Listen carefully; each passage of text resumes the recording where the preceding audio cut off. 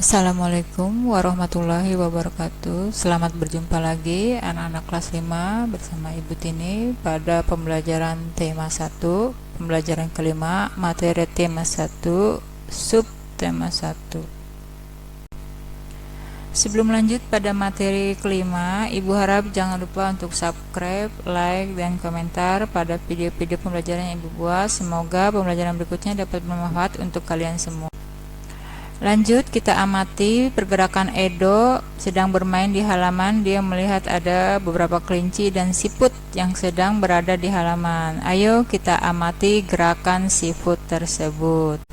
Nah, sekarang kita akan pelajari tentang karakteristik kelinci ya.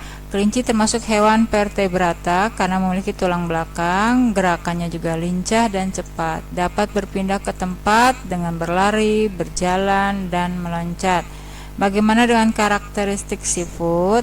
Dia termasuk hewan avertebrata ya, artinya tidak memiliki tulang belakang. Gerakannya pun lambat, berpindah tempat seolah-olah merayap.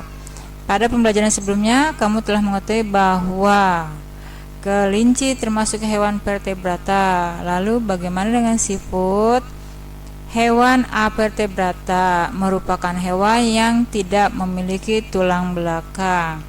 Adapun ciri-ciri avertebrata antara lain biasanya susunan sarafnya berada di perut, memakai rangka luar, dan otaknya tidak terlindung oleh rangka. Contoh hewan tersebut adalah siput, serangga, cacing.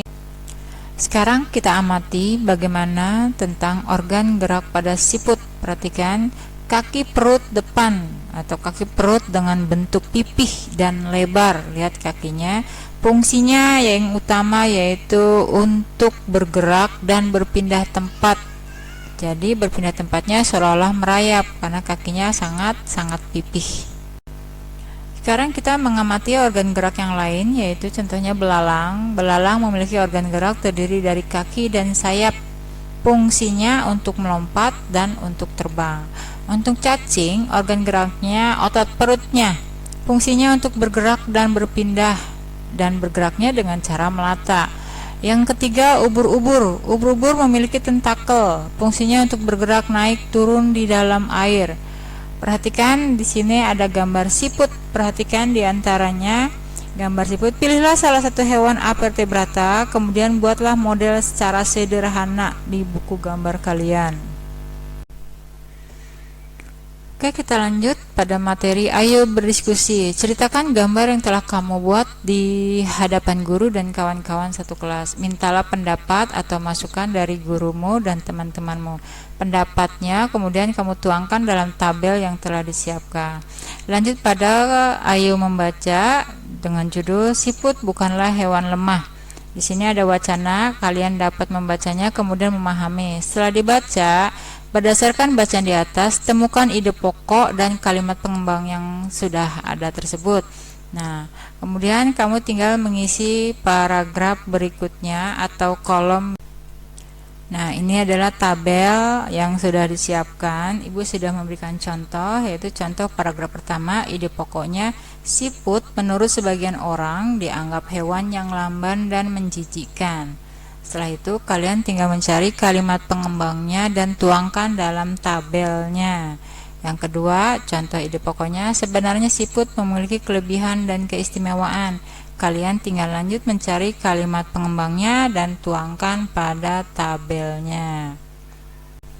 Setelah membuat ide pokok dan kalimat pengembang, kita lanjut kepada materi berkreasi.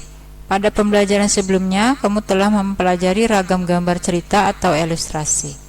Dalam membuat gambar cerita, kamu juga harus mengetahui corak gambar cerita atau ilustrasi. Maka sekarang kita akan pelajari corak gambar cerita. Yang pertama berbentuk realis. Realis itu merupakan gambar yang dibuat seperti keadaan aslinya, baik bentuk ukuran, tata letaknya. Contohnya lukisan kapal dilanda badai, karya Raden Saleh. Ya, lihat gambarnya. Sebenarnya gambar realis juga banyak ya teman-teman, anak-anakku sekalian. Pokoknya gambar realis itu gambar yang seperti aslinya, tanpa dibuat-buat, seperti foto lah ya. Kemudian kita lihat karikatur. Karikatur merupakan gambar yang melebih-lebihkan atau mengubah dari objek aslinya. Gambar karikatur menyajikan objek dengan karakter yang lucu dan aneh. Biasanya gambar ini mengandung kritikan dan sindiran.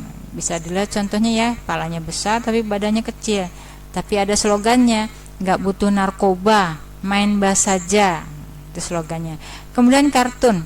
Kartun merupakan gambar yang berfungsi untuk menghibur. Nah, kalian udah kenal kartun ya. Ada kartun tentang Doraemon, kartun Ipin Upin, atau kartun pahlawan hero. Kemudian ada gambar dekoratif, yaitu gambar yang disajikan dengan mengubah bentuk objek asli namun tanpa menghilangkan ciri khasnya. Jadi melukis, menggambar dengan mengubah bentuk objek aslinya namun tidak menghilangkan ciri-ciri khasnya. Nah, itu macam-macam corak gambar dan ilustrasi.